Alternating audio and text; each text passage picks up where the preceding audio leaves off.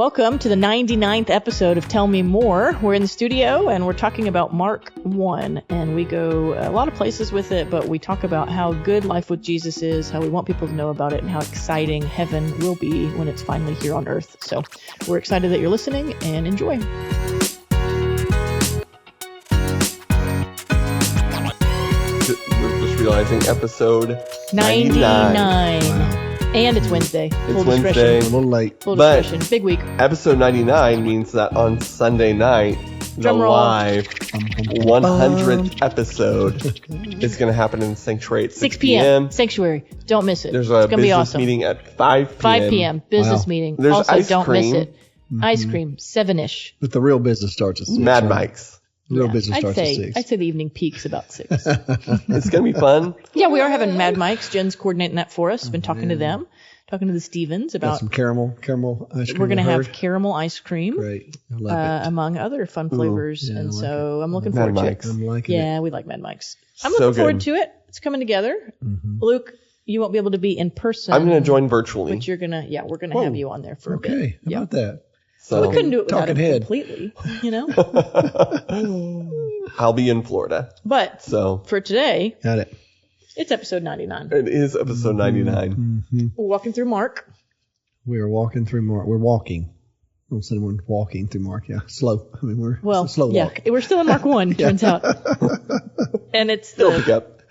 Is this just the second? Third. Yeah, that's okay. I just didn't want to overspeak. Intro was the first one, you know. But before we get to Mark, Okay. Ready. Oh. you have Before been we get to Mark. living into your poppy role. I have been. Oh, yeah. Mhm. Yeah, we've had a little Gideon at our house since last Friday.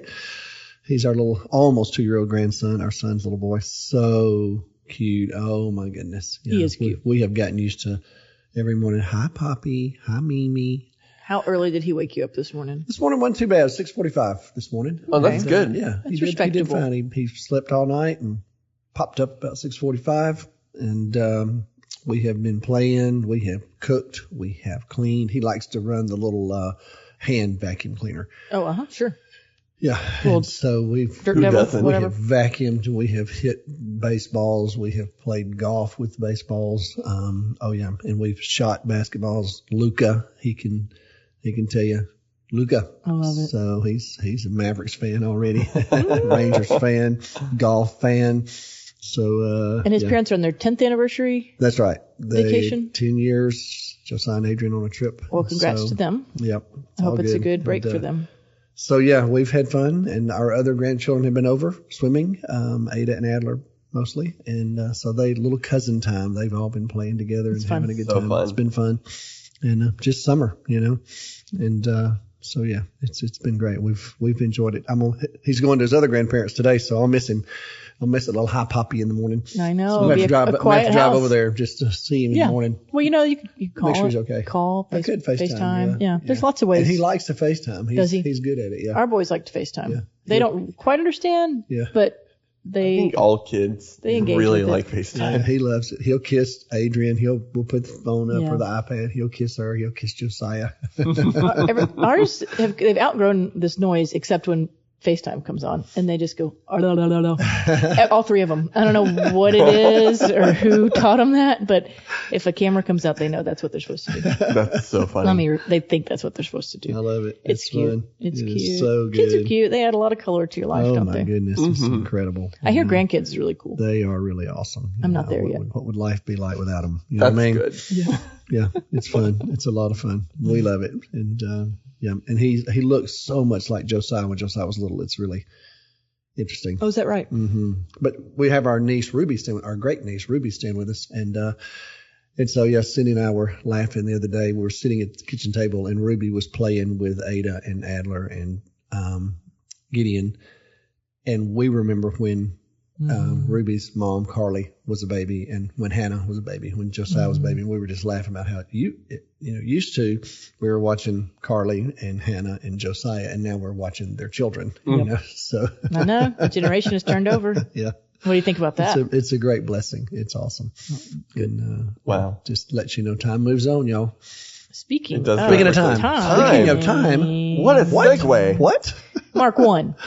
14 and 15. So good, isn't it? The time has come. I love on Sunday, it's, we stand as tradition as our church to read the book of Mark, and it's like 10 words. It's a quick one, and thank you, Mark. Yeah, exactly. And the time has come. You may be seated. Pretty much it. But what a great what do you want to tell us? I mean, here it is. It's just this brief little, after John was put in prison, Jesus went to Galilee, and then, he's preaching the good news, and then he announces the kingdom of God. And as I said Sunday morning, it's such a succinct way of stating it. You can just run right past it when it's actually this monumental moment in human history. That everything changes now with the ministry of the Messiah launching. And so let's talk about it. Yeah, it's pretty awesome, actually. So when you think about the idea, as I talked Sunday morning, that the kingdom of God is launched in the heart of the real world. And I love that John was put in prison. And, right. I mean, that's a real thing. And it's a sign of the brokenness of our world. John was a legitimate prophet and messenger sent from God, obviously. I mean, even at his birth, if y'all remember when he was still in the womb, when Mary came to visit his mother, he leaps in the womb. I mean, this is a man from the very beginning marked by God. They take the Nazirite vow over him, as a baby, that he's going to live set apart, and he does, and the fact that man, you think about he's kind of in the spirit of Elijah. Well, Elijah got in trouble a lot of times with authorities, but Elijah vanquished every time. He conquered every time, and he's taken home in a fiery chariot, So this man comes in the spirit of Elijah, and he's going to get his head cut off by a pagan king, So I say pagan. I mean, Herod's family, they're cousins. They're Idumeans, so they're part of the family of the Jewish family, but not, not truly worshipers of the God of Israel. So maybe I'm using pagan that might not be the right word for Herod, but certainly an evil. It's muddy water. Yeah, powerful man who was enamored with himself. And so he's going to behead John the Baptist. So what stands out to me about that is just that the kingdom of God is launched in the heart of that world, just like the kingdom of God today is advancing in our world, as challenging as it is. But then the door is now open for the Messiah. And, Mark just says it really quickly, but that's why I went ahead and referred to Luke so we could see how Jesus was proclaiming this good news. Luke gives you a little fuller explanation. Oh, how about that? Who would have thought? Luke slows it down. I really love that part where you just talked about how much you love Luke and how much you want to hang out in heaven. Did you replay that? What a great name, Dear right? Diary, today Dr. Wiles praised me. And the cool thing is, Luke, you've got a great name. You just need to live into it. That's what I tell Josiah and Hannah, Gideon. That's what I've been telling Gideon, all week. You got a great name, son. Just live in that name, And but yeah, I'm grateful for Mark for a lot of reasons, because I do think Mark is associated with Simon Peter. And so I think we're hearing the voice of Simon Peter in Mark's writings. And that I love that, because Paul gets so much, credit in the New Testament, as he should. I mean, my goodness, he's a singular human being that's probably had as much impact on the world as anybody outside of Jesus, I would say. But Simon Peter, he was the chief of the apostles. And he has a couple of letters in the New Testament, but, the fact that there's a gospel connected to him, I really do like that. And I think it pays homage to Simon Peter, gives him his place in this story, in my opinion. And I'm glad that we know that from the earliest references to Mark. He's always, even though he went on a missionary journey with Paul, he's always associated by the ancient sources to Simon Peter. So I feel like when I'm reading Mark, I keep that in mind. I'm actually hearing the voice in the heart and the recollection of Simon Peter. So, so it's good. And I love this opening, this announcement that the kingdom of God is now here. So in other words, it's kind of like, in the Chronicles of Narnia, when, Mr. Beaver, when he says Aslan is on the move. Right. I love that line. That to me that's the spirit of this text right here. That Jesus is on the move now. So we're not going to be in the wilderness anymore. We're not going to be alone, being tempted by the devil. We're going to go to where everybody lives and just walk among them and do what he did. And I like that. I feel like the phrase "in the chosen" captures the essence. It's not actually a quotation of Jesus, but that famous phrase, "get used to different," is the phrase that Dallas Jenkins puts in the mouth of Jesus. Well, that captures the spirit to me of what's about to happen. We'll just go ahead and get used to different because it's going to be really different. So, which is awesome. It is. Okay, well, let's talk about it. Okay. You wanted to, before we met, time. I want to talk about time. Yeah. What time is it? Well, he shows up and he says the time has come. And you talked about in the sermon just how many different ways in Greek or in the Bible we can express time. So do you want to get into some of that? You want to tell us more about that? Well, I think all of us are infatuated with it. I mean, human beings, what do you say? We mark time, we measure time, we waste time, we spend time, we save time. Yeah. But it's kind of the thing that levels the ground for every human being. No matter who you are, you only get so much of it. So every single one of us, we get the same allotment every single day. So it's important. It's a gift from God. But we've always been enamored with it, trying to figure out, why does the sun rise every day and the sun set every day? And these ancient people who, are looking at the stars and the planets and they're watching the courses that they're on, and they begin to recognize patterns pretty early, and so they're marking time by all of that, and so we've just been enamored with time and the whole calendaring journey. As I mentioned Sunday morning, the Mayan calendar, and then the Romans wanted to mark time, obviously, because they felt like they were very regular in how they did everything. So they loved order. That's one of the gifts that the Romans gave to the ancient world. And so one of the ways to order the world was to get the calendar right, and so they were able to figure out that every 4 years there's an extra day somehow, and how does that work? At least most every 4 years, not every 4 years, but most of the time. And so they tried to, get that correct. But as I mentioned Sunday morning, you kind of make your way through the Middle Ages, and they started recognizing some of the solstices were off. And those are the course of the journey of the Earth and the stars and the planets and all that. Those things were pretty fixed, and so it alarmed them that they couldn't quite figure it out, And so, and that's one of the things I love to do when we go to Rome. Pope Gregory, one of the popes named Gregory in the late 1500s. He asked Michelangelo, or a pope before him asked Michelangelo to redesign the Baths of Diocletian, which is this massive building on the northern side of Rome. And it's a huge complex, and not much of it's left standing today. But the kind of the inner part of the bath is still there, and it's huge with incredibly tall ceilings. And the building had been there since the late 200s, so it's settled. In other words, it's not shifting anymore. And so once Michelangelo redesigned it all, Pope Gregory came along and said, "Okay, we're having a problem with the calendar." And those astronomers who worked for him said, "Well, we need a way to somehow mark the march of the sun. We need to, and we believe we have a way to do it, but we've got to we want to put it in a controlled environment, if you will." So they researched and they looked all over Rome, and they landed on that particular building. And the way it was oriented by Michelangelo, he flipped the orientation of it from what the baths had to a church. And, up in the very high corner of the roof, these astronomers figured out that was the exact place that they could take the ray of the sun, if you will, bring it inside, and they could mark it across the floor of that marble floor of that building. And so they built what they call a meridian line. So if you go look at it today, you'll look up in the corner, and there's the, kind of where the decorative molding came across the corner of the building. They had to cut a hole in it because it had to match up with the hole in the roof, so to speak. But then you can just watch how the sun makes its way across that meridian line on the floor. And that was one of the ways that the Pope marked Easter, was the solstice, if you will.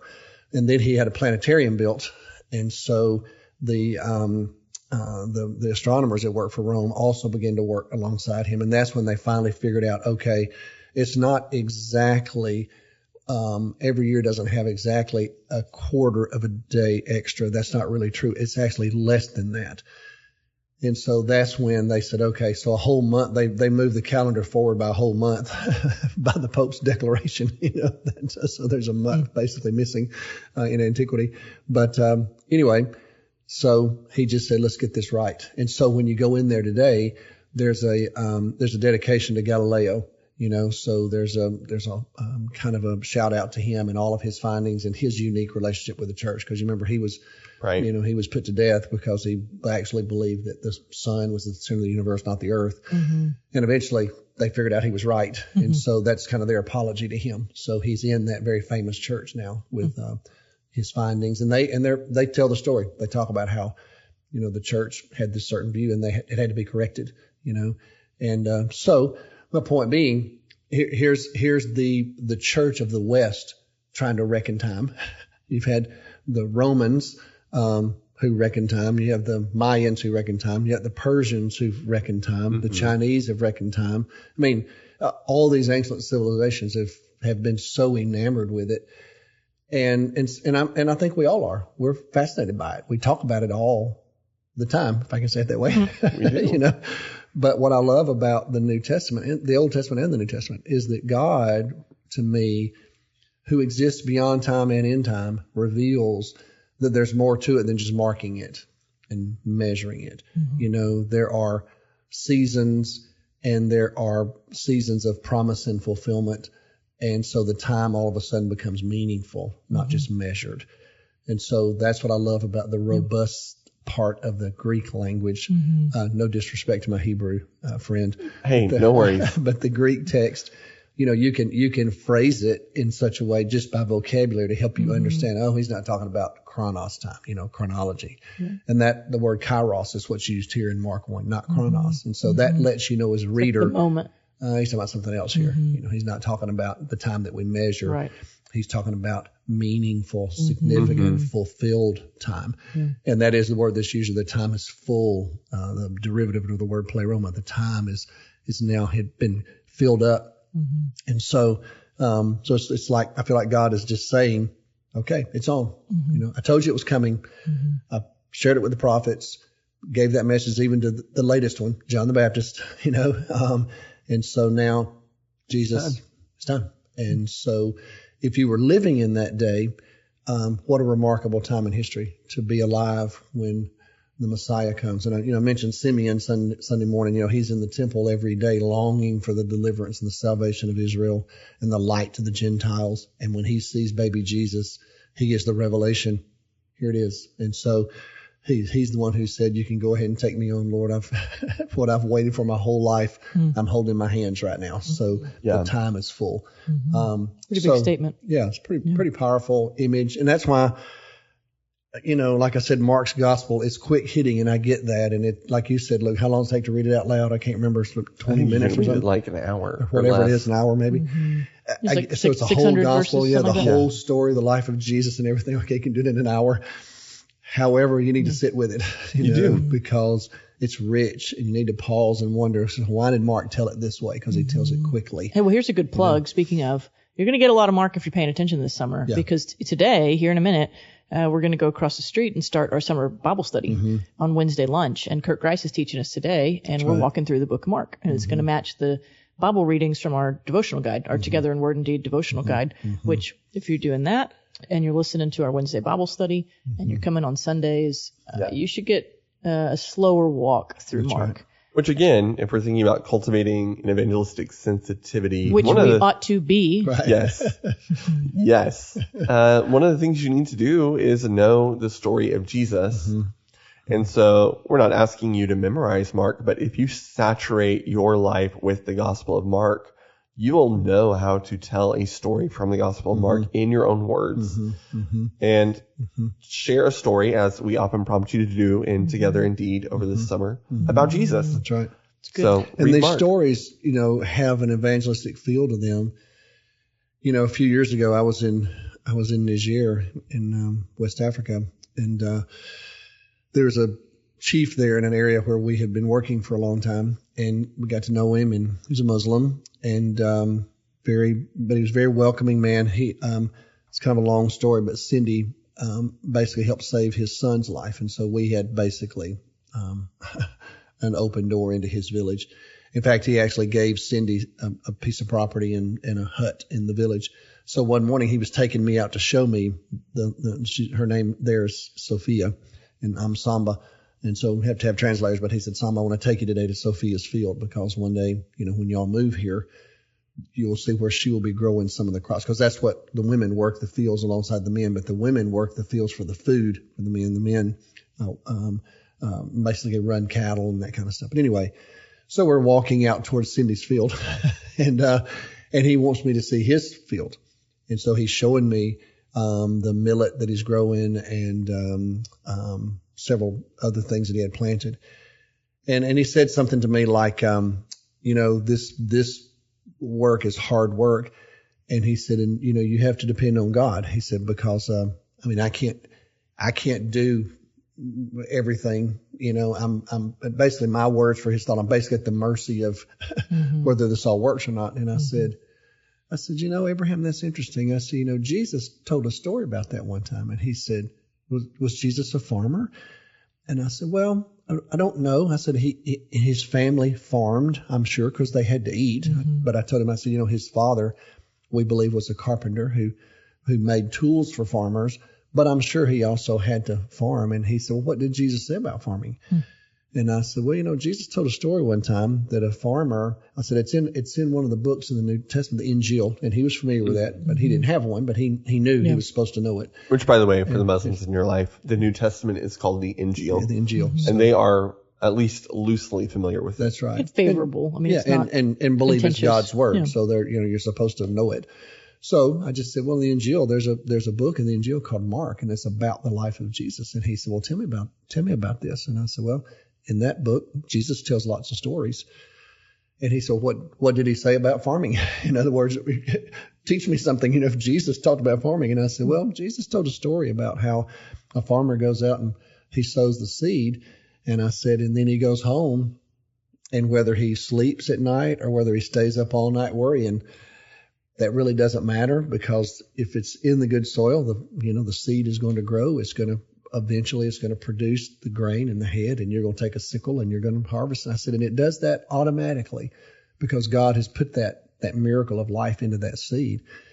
To which Abraham said, and he is right. This is exactly how it works. He said, we plant these seeds with the expectation that they're going to grow. And then we're standing in one of his fields, and he said, look, he said, Jesus was right. I said, but Abraham, Jesus wasn't talking about farming.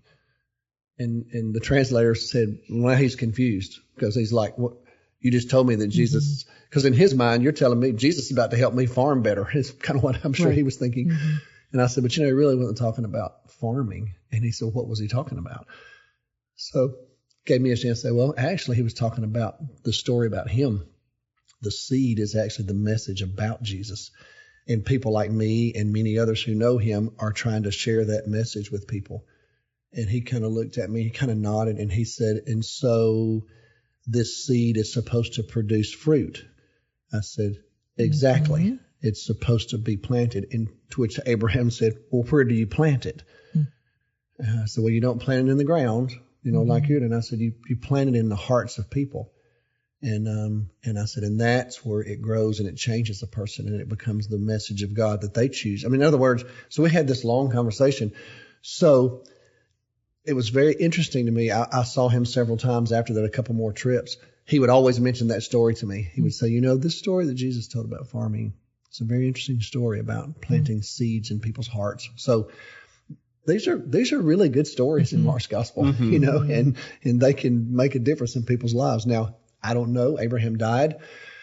But Abraham's son is now a believer. And so in that village, he has made a huge impact. And so he knows he was there when we told some of these stories. So his son now uses some of these stories as he leads his own people.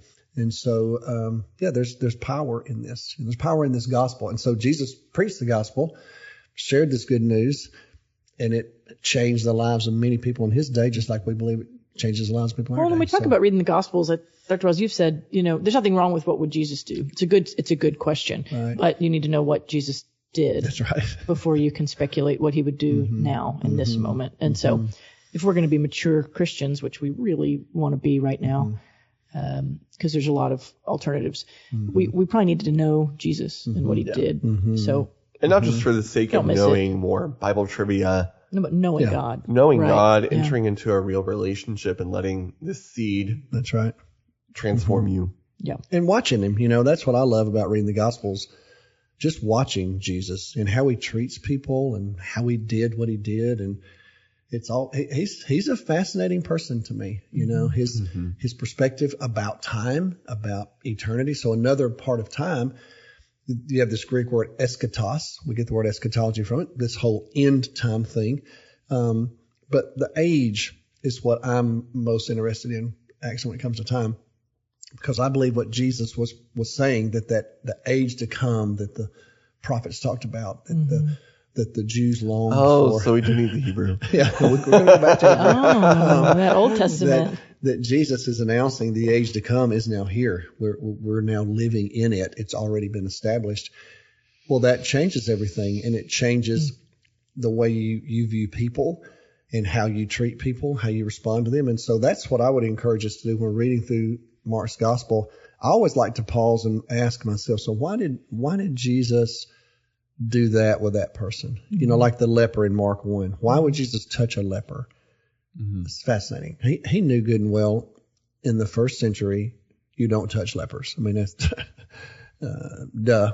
There was a huge misunderstanding, a curiosity and just a mystery about what leprosy even was.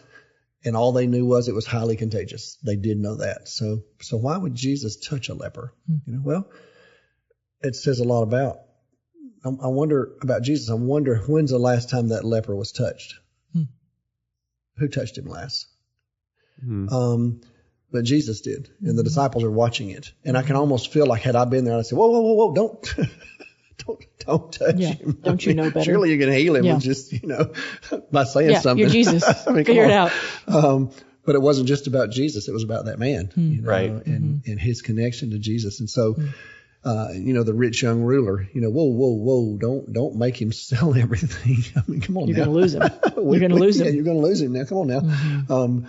Or, the Syrophoenician woman. Well, why would you care about her? She's not even one of us. She's not even a part of she's not even part of the family. So, just watching how Jesus treats people and how he challenges his own followers and how he chooses them. And that's what I love about the gospel, to be honest with you. I love to watch it and try to imagine myself in it and wonder how I would have responded. And so it's just layered with so many opportunities to learn about how we should be treating people. And I believe God puts those opportunities in our path. And just like we can miss Mark because it's so quick hitting, we can miss those opportunities in front of us every day as well. We can. And it's not like, sometimes I think well, I would be a better Christian if maybe what I did was just always help people who are quote unquote less fortunate than me. And that's kind of how I live it out. That was your thing. That's such a truncated view of what it means to be a Christian. I mean, everybody needs Jesus. Everybody needs to know who Jesus is. Everybody needs to be challenged in their own personal life, to be confronted with living selfish lives. They can be, Bill Gates. It doesn't have to be somebody who's sitting at the corner with a sign, and you pull up there getting off the freeway and you think, man, I need to do something. Well, and sometimes if that's the Spirit of God prompting you, you do need to do something. But sometimes you need to have a conversation with somebody who's very well cared for and in a great position from an earthly perspective, but they're totally lost spiritually. Well, one of the ways that we live this out is engage them, and also how do I choose just in my everyday responses at work and in my family and in my neighborhood, what kind of person am I really? That's where the gospel's on display to me the most. And I just watch Jesus do that all the time. It's just in his everyday life, going from place to place, living. I think that's one of the reasons that The Chosen has been so popular. It's humanized Jesus. Can I say it that way? Yeah, sure. I really think it has, because I think in in the New Testament era, in the first century, the people that walked with Jesus, nobody had to convince them he was a human. I mean, my goodness, of course they knew he was a human. They saw him go to sleep, wake up, eat, but to say he was God, that was a stretch for them. I think we're the opposite. If you talk about Jesus being divine, I'm good with that. But was he human? I'm not so sure he was actually kind human. Kind of the gritty I don't know about that. Yeah. That's what's hard for people. Hard. When actually he was human, and I think the chosen has brought out the humanity of the apostles as well as the humanity of Jesus. And I think now we have people criticize it. I was reading the other day, one of the more fundamentalist theologians just said that it's blasphemy. You've made an image of God. In other words, when you portray Jesus in a show, you have violated the Ten Commandments. Just by doing it in general. Correct. Anytime we make an image of Jesus. If you do, you can't do this. It's making an image. I read that and I thought, man, what a fascinating take on the Ten Commandments and on not making an image of God. Yeah. I mean, trying to help people capture the essence of who Jesus is. Well, I think about how the Jesus film has been used in illiterate societies for decades. Yeah. I mean, and just millions of people have come to know Christ. So I just thought that was fascinating. Well, fundamentalists can make it. I mean, we don't need to talk about that. That's for another special edition. That's right. Not today. Can I just? Oh, go ahead. I was reading through my dissertation last night late. Were you? Sure y'all were. Were you for real? Yeah. Well, because for those that don't remember, haven't known, your dissertation is on the Southern Baptist takeover in the 70s, right?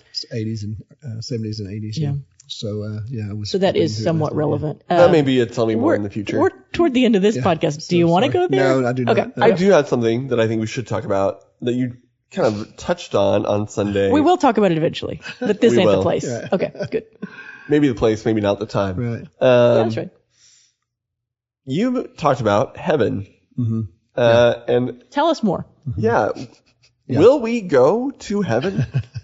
I would like to go to heaven. Yes, and I want you to. But what I would tell you is that I don't believe that heaven is this out there kind of reality ultimately. Like a location far away. Correct. That currently exists. I think right now it's mysterious. It's another dimension that we don't fully understand. But the way I read the New Testament, heaven, there's going to be a new heaven and a new earth. And when that happens, the heaven and earth are going to merge together. And so to me, that's going to be heaven. That's where we're going to live. We're going to live in a recognizable environment that was designed specifically for human beings to flourish at as great as that potential could possibly be, and living further into the potential of it as the time progresses. Right. And so when people say, well, where is heaven? I say, well, I'm not sure where it is right now, but I believe it's going to be on earth one day, and that Jesus is an example of it. He's heaven on earth. He's he introduces us ushering it in. That, yeah.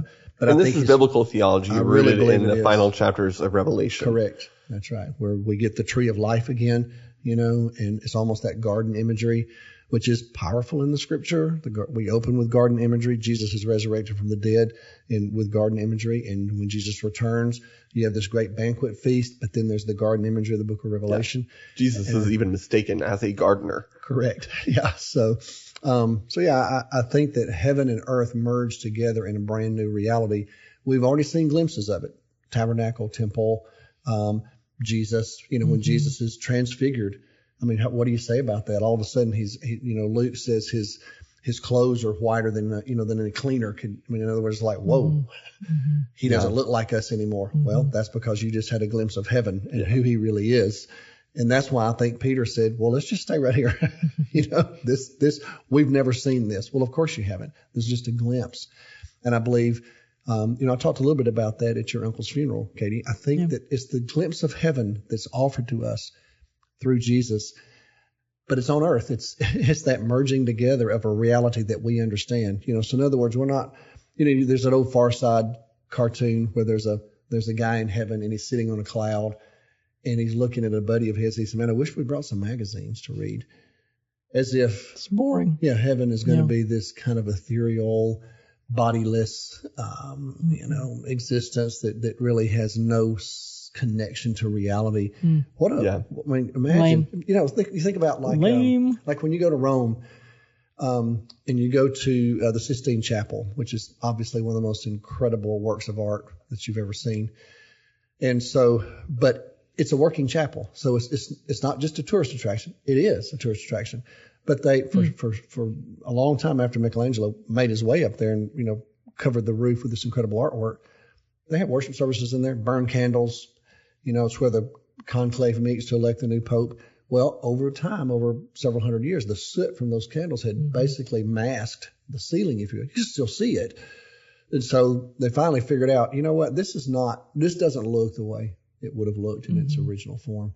Do we think we can restore it? So they began this huge experiment with a group of chemists and artists to see if that would work.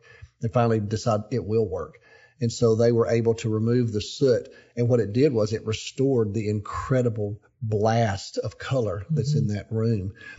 But they said, we would like to communicate to everybody what it used to look like. So there are like patches. You kept some sections. That they left that you see how dark it used to be. And it's stunning. You look at it and you think, oh my goodness. So you would have totally missed the artistry of Michelangelo had you looked at it when it looked like that, and all of a sudden it just bursts with color. Well, that's probably not the best analogy in the world, but one day this world that's going to happen. It's going to burst forth, and we're all going to go, oh, this is what it was supposed to be. Oh my gosh! And we'll actually be more alive and fully human than we've ever been. Yes, you're going to be the new creation, the new humanity, living in it fully. Underestimate how badly we communicate what life after death will be like. I remember when I was a youth minister, I actually had to convince my youth that heaven was a place they would want to go. Yeah. Because they thought it was just going to be boring, lifeless, kind of void. And I think we really described hell for them. We undersell it, don't we? We do. I think was it Mark Twain? I can't remember who it was that just said something like, I'm a little nervous about life after death because all my friends are going to be in hell. All the people I know and love, so I'm going to miss them. I'm thinking, we're getting it wrong. Yeah, what a really poor understanding what it's really going to be like. Can you imagine what? No, we can't. But just think about your best days, your most fully alive moments. Your encounters with God that have changed your life, all of that wrapped into more than we can imagine. Yes, it's but a foretaste. And all you get, and to me, that's the thing Jesus communicated. You just get a taste of it. You don't get it yet. I mean, the Lord's Supper is that way to me. You don't really get a meal. That's not what happens. Moshe Rosen, who used to lead Jews for Jesus, is that what it was called, I think? That is an organization. Back in the day, he was the founder of it. Well, he was a Jewish man who was converted to Christ as an adult. And he said he would never forget. He was invited to the Lord's Supper for the first time. And he said, I'm a Jewish man. We have these meals in our homes where all the family is there, and it's tradition, and it's shared, it's a lot of shared food, and kind of that Eastern culture of eating, and it's such an important moment for them. It's where they build character and build life. And he said, I was a brand new Christian, and just believe that Jesus really is the Messiah, or Yeshua, as he would call him. And he said, and so I was invited to the Lord's Supper. He said, we didn't eat that day. He said, we just said, we're not going to ruin this because we don't even know what it is, but we're going to show up hungry because the Lord's Supper. That's what he said. I'm not going to embarrass myself and not eat. He said, so we're sitting in the sanctuary, and the next thing you know, these men who I'm not really sure what their role is, they passed this little tray in front of me, and he said, I'm looking at my neighbor, and he said, there's this little piece of bread that's, just a little square. And the person next to me took one, and they put it in front of me. And he said, so I'm thinking, do I grab the whole, is this all you can eat? Is this, or what are we doing? So he said, I took that little thing and I sat there and held it because nobody else ate it. And he said, and then the pastor told us, well, you can eat it. He said, well, then it came time for the wine. And he said, they brought this little bitty cup, that had like just a drip. And he said, and so I'm sitting there thinking, okay, so what's about to happen? And turns out that was it. He said, so can we call it something else instead of supper? He said, because in my culture, supper means something. Well, but point being, that's all it is. It's a taste. It's just, that to me is a teaching moment for us that all we get right now in every area of our life really is just a glimpse, but it's enough. It's just a taste. Can you imagine what it's going to be like when we actually get it for real? So, and to me, that's when the time will be really full, so yeah. And I think we don't do a good enough job communicating that, with a culture that's looking at this world, and they already know this world's broken. And I think that's a great maybe we need to talk more about that, Luke, about from an evangelistic perspective. Can you imagine a world really different than this one? Because there's one coming that's going to be really different than this. Can you imagine one that's actually perfect, where justice really is served, and the vulnerable really do experience blessing in ways that they could never experience right now. That's what's coming, but you need to get in on it.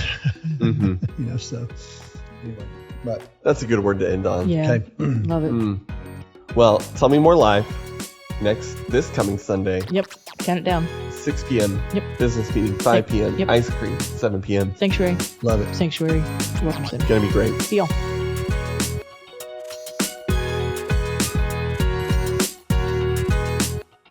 Thanks for listening to the Tell Me More podcast today. You can subscribe to this podcast on your app of choice, or you can visit us at fbca.org to find out more information about the podcast and our church.